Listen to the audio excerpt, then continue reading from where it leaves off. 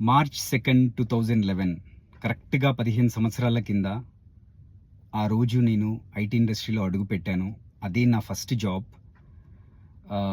ఎప్పుడు నేను work anniversary celebrate చేసుకుంటున్నా నాకు ఇంకొక బ్యాడ్ డే గుర్తొస్తది. అదేంటంటే మార్చ్ 1, 2011 మా పేరెంట్స్ ఇద్దరికీ యాక్సిడెంట్ అయ్యి ఇద్దరు హాస్పిటల్‌లో అడ్మిట్ అయ్యారు. ఆ రోజు నేను చాలా షాకింగ్‌లో ఉండే, చాలా బాధలో ఉండే. ఏం చేయాలో తెలియక ఇంకా నేను ఆఫీస్ జాయిన్ అవ్వను. నెక్స్ట్ డే అంటే మార్చ్ 2 రోజు జాయిన్ అవ్వను అని డిసైడ్ అయ్యాను. కానీ మా రిలేటివ్స్ బాగా సపోర్ట్ చేశారు. మా ఫాదర్‌ని, మదర్‌ని హాస్పిటల్‌లో చూసుకున్నారు. నాకు బాగా సపోర్ట్ చేసి "నువ్వు ఖచ్చితంగా జాబ్ జాయిన్ అవ్వు. లేకపోతే మళ్ళీ ఇబ్బందవుతది. అప్పుడు జాబులు కష్టమున్న పరిస్థితుల్లో నీకు జాబొచ్చింది. మళ్ళీ వదిలేస్తే మళ్ళీ రావడం కష్టమవుతుంది" అని చాలా బాగా మోటివేట్ చేసి నన్ను జాయిన్ అయ్యేలాగా చేశారు. I am very thankful to them. Their help never be forgotten. వాళ్ళ హెల్ప్ నేను ఎప్పటికీ మర్చిపోలేను.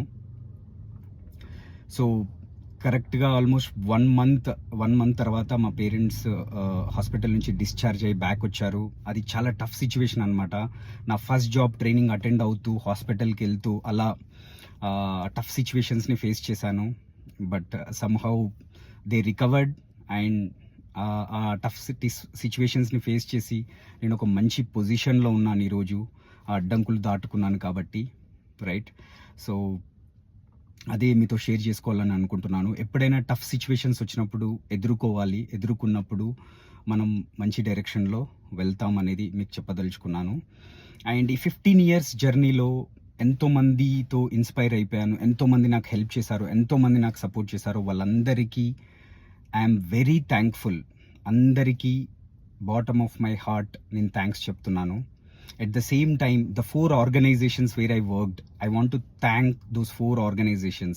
First is Accenture, next is Cognizant, next is Senecron, and now where I am working in Bank of America. I want to thank all the 4 organizations for giving me this opportunity to work with them.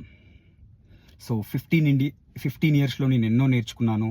ఫైనల్గా చెప్పదలుచుకుంది ఒకటే, ఏ జర్నీలోనైనా అడ్డంకులు ఉంటాయి, కష్టాలు ఉంటాయి. వాటిని ఎదుర్కొని ముందుకెళ్ళినప్పుడే మనకు ఒక కొత్త ప్రపంచం కనబడుతుంది. చిన్న చిన్న అడ్డంకులకి భయపడి వెనక్కి వెళ్ళకూడదు. This is what I learned in 15 years. ఎన్నో అడ్డంకులు, బ్యాడ్ సిచ్యువేషన్స్ ఎదుర్కొన్నాను కాబట్టి ఈరోజు మంచి పొజిషన్లో నేను ఉన్నాను. పాజిటివ్ థింకింగ్, ధైర్యంతో ఏదైనా సాధించవచ్చు అని ఈ 15 సంవత్సరాలలో నేను నేర్చుకున్నాను. Thank you. We'll meet in the next video. Bye-bye.